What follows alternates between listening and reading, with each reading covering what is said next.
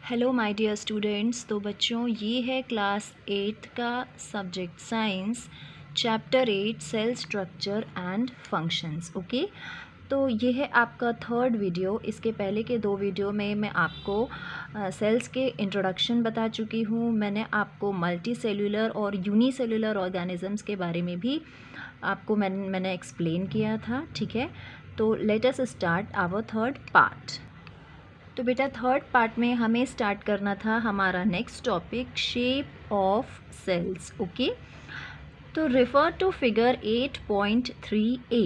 जैसे कि आप फिगर 8.3a में देख पा रहे हैं बच्चों, ये है आपका figure 8.3a, amoeba and paramecium. ठीक है, यहाँ पर दो यूनिसेलुलर ऑर्गेनिजम्स को आपको दिखाया जा रहा है और आपको उनके शेप के बारे में भी बताया जा रहा है। जैसा कि आप देख पा रहे हैं कि अमीबा का जो शेप है वो इर्रेगुलर है। इर्रेगुलर मतलब इसमें कोई पर्टिकुलर सर्कल नहीं है, ट्रायंगल नहीं है, रेक्टेंगल नहीं है, ना ये लंबा है ना चौड़ा है, कहीं से ये बाहर निकला हुआ है, कहीं पर बिल्कुल इसके जो बॉडी पार्ट है वो कम है। ठीक है, तो इस तरह के शेप को हम कहेंगे इर्रेगुलर शेप। ओके, पैरामीशियम का शेप हमें पता है, लेकिन अमीबा का जो शेप होता है बच्चों वो इर्रेगुलर होता है। ठीक है, जैसे जैसे ये मूव करता है ये अपने शेप चेंज करता है, मतलब इसी तरह से रहता है, लेकिन कभी बॉडी का ये पार्ट आगे हो जाएगा, कभी ये पार्ट हो जाएगा और समटाइम्स ये वाला पार्ट। ठीक है, तो चलिए, हमने फिगर देखा, अब हम आगे देखते हैं। How do you define the shape of amoeba in the figure? क्या कहेंगे आप अमीबा के इस शेप को? Irregular shape. ठीक है, in fact amoeba has no definite shape, unlike other organisms it keeps on changing its shape. तो दूसरे ऑर्गेनिजम्स की तरह अमीबा का जो शेप है वो डेफिनेट बिल्कुल भी नहीं है, पर दूसरे ऑर्गेनिजम्स की तरह ये अपने शेप चेंज करता रहता है। ठीक है, observe the projections of varying lengths protruding out of its body. अभी आप लोगों ने डायग्राम में देखा कि उसकी बॉडी के बाहर, मतलब उसकी बॉडी के कुछ पार्ट थोड़े से आगे को बढ़े हुए थे। ठीक है, प्रोट्रूडिंग मतलब बाकी के पार्ट की लेंथ के अकॉर्डिंग कुछ बॉडी पार्ट की लेंथ जो थी वो ज़्यादा थी। ठीक है, बॉडी से बाहर निकले हुए थे। उन पार्ट्स को हम कहते हैं सूडोपोडिया। ओके, यहाँ पर पी साइलेंट है, ध्यान दीजिएगा। ठीक है, सूडो का मतलब होता है फॉल्स, पोडिया का मतलब होता है फीट, फॉल्स फीट। ओके, मतलब ये इस तरह के फीट हैं इसके, जो जब ये चाहे दिखा सकता है और जब ये चाहे नहीं भी दिखा सकता है। ठीक है, मतलब इसके ऊपर है कि कब अपनी ये फॉल्स फीट अपनी बॉडी से निकालता है और कब उन्हें अपने बाकी के बॉडी पार्ट्स की तरह ही रखता है। ठीक है, अब these projections appear and disappear as amoeba moves or feeds।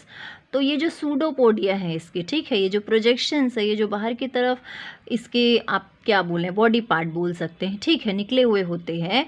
जब अमीबा मूव करता है या जब वो अपने आप को फीड करता है, ठीक है, खाना खाता है, तब उसके ये जो दो फॉल्स फीट हैं ये निकल भी सकते हैं, मतलब अपीयर होंगे, आपको दिखेंगे।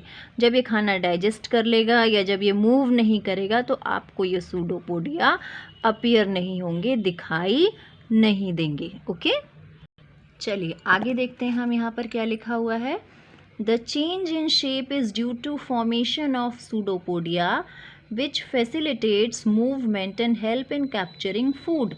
तो ये जो फॉर्मेशन चेंज होता है अमीबा की बॉडी में वो होता है सूडोपोडिया की वजह से। ठीक है, और सूडोपोडिया ही इसे मूव करने में और फीड करने में मदद करता है। ठीक है, या तो फिर कैप्चरिंग फूड भी हम बोल सकते हैं, क्योंकि अमीबा अपना फूड कैप्चर करता है, पकड़ता है। ठीक है, चलिए आगे देखते हैं।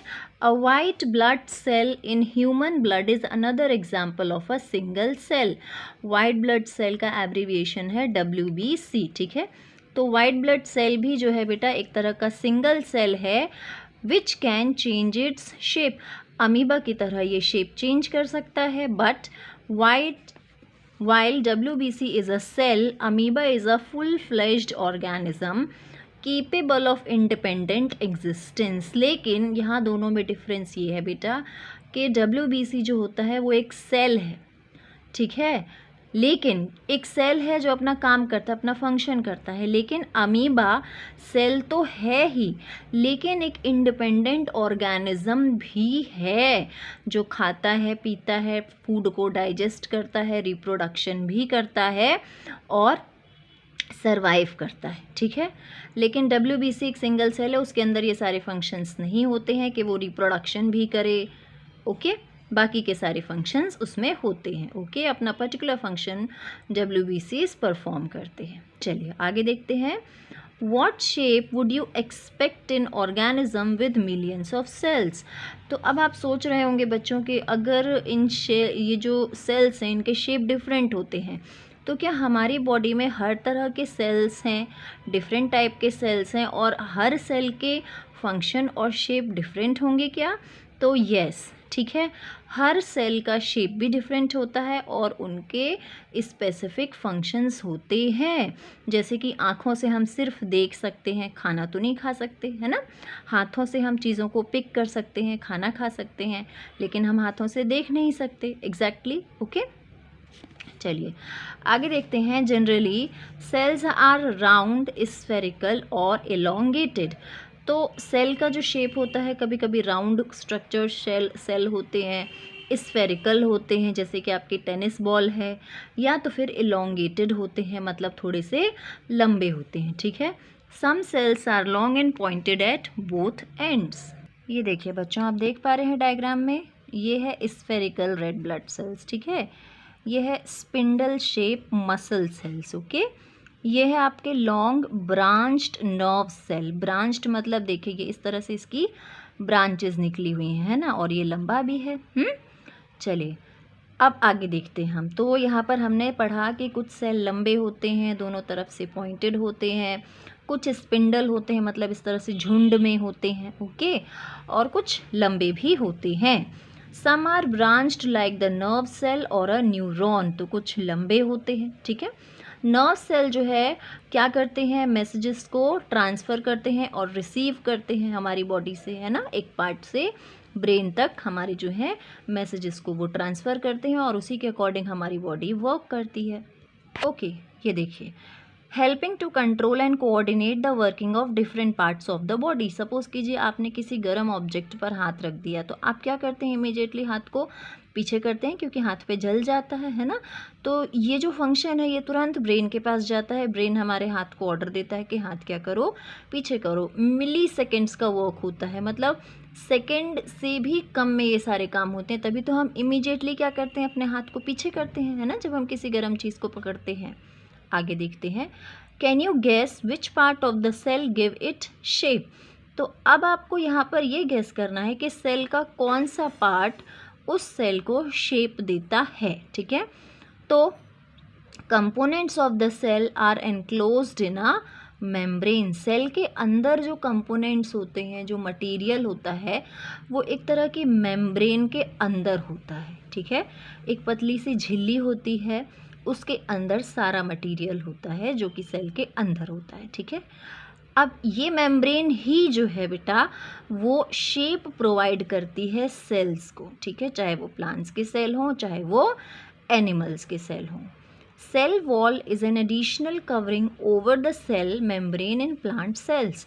अब सेल वॉल जो है वो एक एडिशनल कवरिंग होती है, मतलब एक मेम्ब्रेन में तो सेल के मटेरियल होते हैं, लेकिन उसके बाहर एक और मेम्ब्रेन होती है जिसे हम सेल वॉल कहते हैं, जो कि सेल के अंदर के मटेरियल को प्रोटेक्ट करती है। और ये किस में पाई जाती है, ये पाई जाती है प्लांट सेल्स में, ठीक है।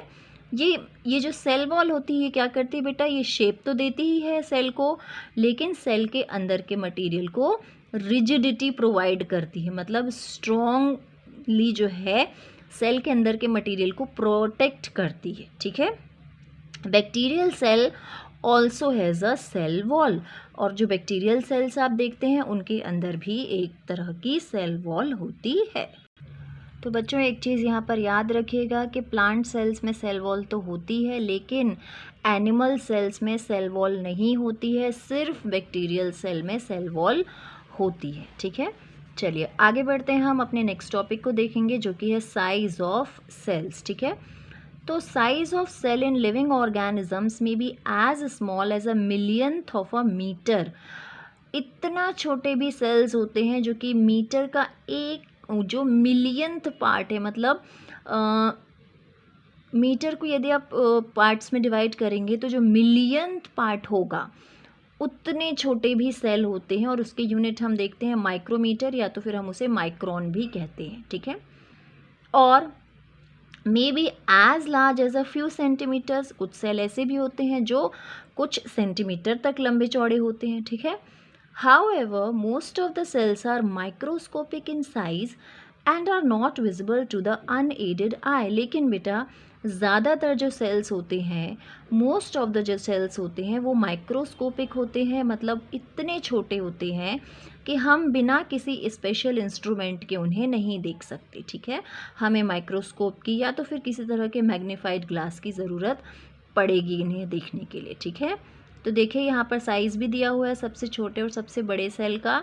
तो स्मॉलेस्ट सेल का साइज़ हो सकता है 0.1 से 0.5 माइक्रोमीटर तक, जो कि होता है बैक्टीरिया का। ठीक है, और जो सबसे बड़ा सेल है उसका मेजरमेंट 170 mm से 130 mm तक हो सकता है, जो कि है एक ऑस्ट्रिच का एग। ठीक है, तो ऑस्ट्रिच का जो एग होता है वो भी एक तरह का सिंगल सेल ही है। ठीक है, चलिए यहाँ पर देखते हैं, बॉयल अ हेंस एग। एक मुर्गी के अंडे को आपको बॉयल करना और आपके उसके शेल को अलग करना है। ठीक है, आप देखेंगे बाहर जो है वाइट पार्ट होता है और अंदर जो है येलो पार्ट होता है। ठीक है, अंदर की जो येलो पार्ट होता है उसे हम एग योक कहते हैं, है ना।